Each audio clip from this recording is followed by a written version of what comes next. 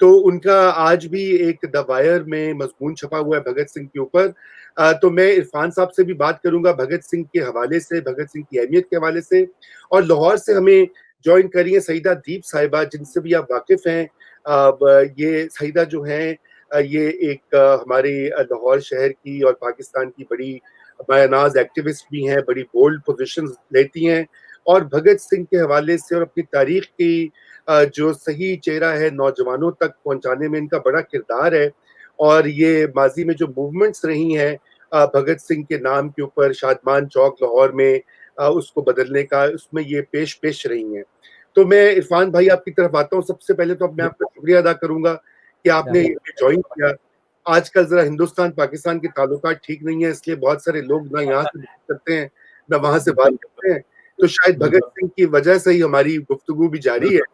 तो पहले तो ये बात बताइए कि भगत सिंह एक इनकलाबी जोशीले नौजवान लीडर थे, उनकी तारीख में क्या अहमियत है और क्यों वो हमारे मुश्तरका हीरो हैं, सिर्फ इंडिया के ही नहीं बल्कि पाकिस्तान के भी। और वो क्यों हैं, ये जरा आप हमारी जो नौजवान इस वक्त देख रहे होंगे उनको जरा बताइए। देखिए, मैं भगत सिंह से करीब 40 साल से जुड़ा हूँ और 1970s से मेरा ताल्लुक भगत सिंह से हुआ और तब से लगातार बना हुआ है।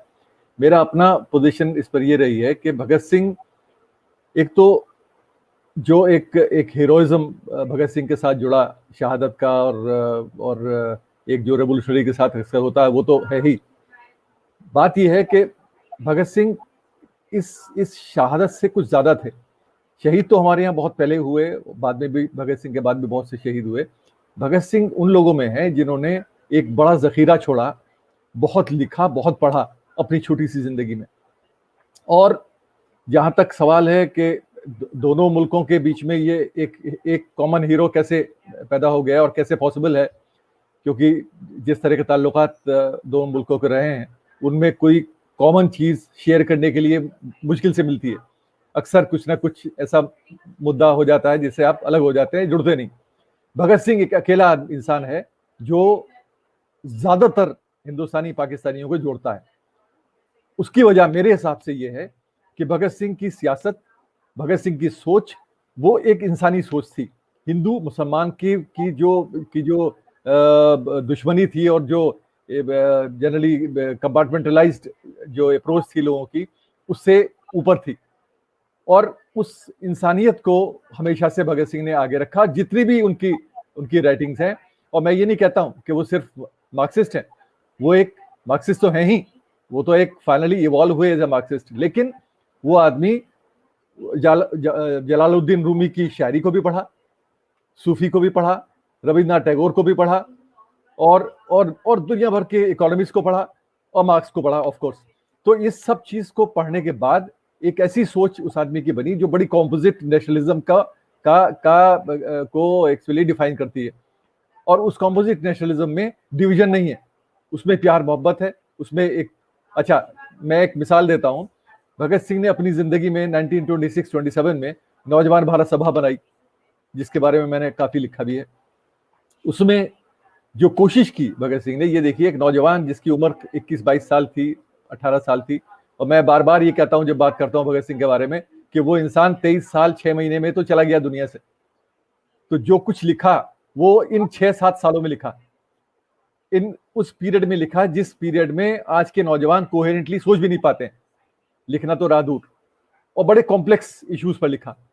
तो उसी सिलसिले में भगत सिंह ने नौजवान भारत को मजहबी जो फिरका वाराना जो अप्रोच थी उसको पाटने के लिए, उसको खत्म करने के लिए उन्होंने कहा कि भाई, ये जो कांग्रेस पार्टी या और जो पॉलिटिकल ग्रुप्स हैं वो जो मीटिंग करते हैं अपनी, उसमें नारे लगाते हैं तीनों मजहबों को एक साथ दिखाने के लिए, नारा तकबीर, अल्लाह अकबर, नो, हर हर महादेव, जो बोले सो निहाल, सत श्री अकाल, नो, अपने आप को दिखाने के लिए हम तीनों मजहब को एक साथ लेके चल रहे हैं।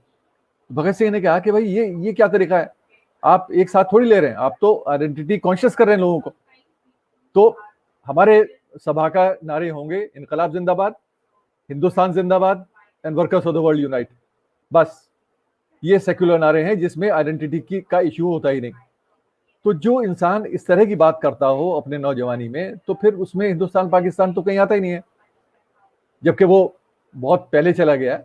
लेकिन जो सोच है वो हमारे लिए आज भी जिंदा है, वो उतनी ही लाइव है जितनी उस समय थी, जो उस वक्त बिल्कुल थी। मैं बिल्कुल। ये बार बार यही कहता हूँ कि भगत सिंह का शहीद होना अपनी जगह एक तारीखी एक हादसा है, लेकिन भगत सिंह की सोच को हम शहीद ना होने दें, ये हमारा फर्ज है। ये भगत सिंह के अगर जो आपने अपनी किताब में भी लिखा और आपने वो कोट्स भी निकाले हैं कि जिन्ना साहब ने उनका मुकदमा जो है लड़ा था, उनको डिफेंड किया था, तो क्या रीजंस दी थी जिन्ना साहब ने, जरा ये भी हमारे नाजरीन को बताइए कि क्योंकि आज वो समझते हैं ना कि ये शायद भगत सिंह चूंकि उस वो मुसलमान नहीं था तो वो पाकिस्तान का हीरो कैसे हो सकता है, जो दीप साहिबा बता रही हैं, जो इनके खिलाफ दाएं बाजू की तरफ से प्रोपेगेंडा होता है। तो जिन्ना साहब की जो क्या रीजनिंग थी जो उनको डिफेंड करने की? नहीं, जिन्ना साहब का जो, एक तो जिन्ना साहब ने मुकदमा नहीं लड़ा था, जिन्ना जी साहब वकील नहीं थे जी जी जी। भगत सिंह के। लेकिन जिन्ना ने जो सेंट्रल असेंबली है, क्योंकि जिस वक्त बॉम्ब फेंका गया उस वक्त जिन्ना उन लोगों में थे जो वहां मौजूद थे। हाँ, मोतीलाल नेहरू थे, जिन्ना थे, विठल भाई पटेल थे, और ये सब सीनियर लोग थे जो वहां मौजूद थे।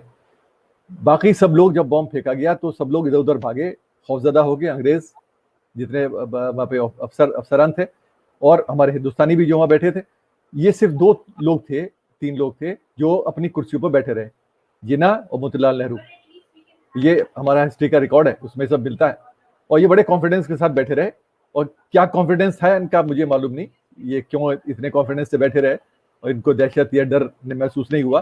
खैर वो अलग बात है, लेकिन ये लोग रहे। उसके बाद जब जिन्ना ने उस पर बोला, जो एजी नूरानी साहब ने अपनी किताब में बड़ी तफसील से एक बड़े चैप्टर में लिखा है, और जिन्ना साहब ने खड़े होकर उस पर बहुत सी तकरीर, बड़ी लंबी तकरीर की। उसमें कहा कि ये लोग वहशी और पागल नहीं हो सकते। ये लोग वो नहीं है जो किसी इनोसेंट की जान लेंगे, क्योंकि ये लोग किसी एक आइडियोलॉजी से जुड़े हैं, ये एक बहुत लॉफ्टी आइडियल्स के लिए खड़े हुए हैं, और जो भी कुछ उन्होंने किया वो एक बड़ी ऑब्जेक्टिव के लिए किया ना, बड़े मकसद के लिए किया। और इस तफसील इस ये एक मेन मकसद था। उसके बाद उन्होंने बहुत सी बातें, लीगल एस्पेक्ट भी उसके उठाए, और क्यों ये गलत है, और जो सरकार कर रही है क्यों वो गलत है, क्यों नहीं करना चाहिए। और पूरी कोशिश ही की दिखाने की कि मैं, और ये बीच में कहा उन्होंने कि मैं डिसएग्री करता हूं उनकी इस सियासत से, मैं जो वायलेंस है उसके खिलाफ हूं, कॉन्स्टिट्यूशनल जो मेथड्स हैं वो इस्तेमाल किए जाने चाहिए, लेकिन मैं उनके हक के साथ खड़ा हूं। उन्होंने जो किया वो सही समझते थे, और मैं उसको जस्टिफाई करता हूं।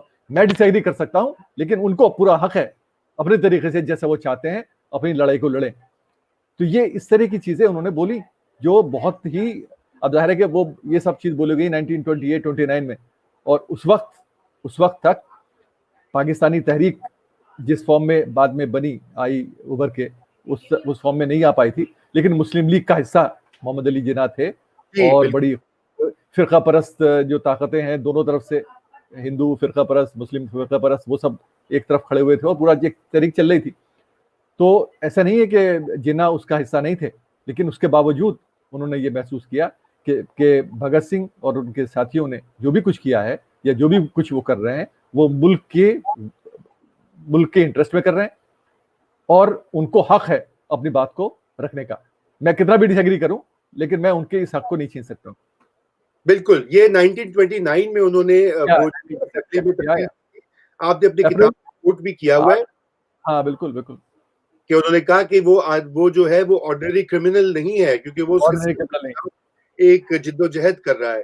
तो मैं ये इसलिए मैंने हवाला इसलिए दिया, ये नहीं कि मैं वो भगत सिंह को मुशर्रफ पाकिस्तान करना चाहता हूँ, लेकिन मैं ये कहना चाहता हूँ कि जो भी सोचने वाले लोग थे उस जमाने में भी, अर्ली 20th सेंचुरी में, चाहे वो जिन्ना साहब हो या दीगर लीडर्स भी, उन्होंने भी साथ दिया भगत सिंह का। तो वो कहते हैं कि ये नौजवान जो है ये एक नौ आबादियाती निजाम के खिलाफ जिद्दोजहद कर रहा है, और जो अंग्रेजों का जो बनाया हुआ ऑप्रेसिव निजाम जो था, जिसमें कि लोगों का फ़साद हो रहा था, कानून जो था वो उसके खिलाफ आवाज़ बुलंद करता था।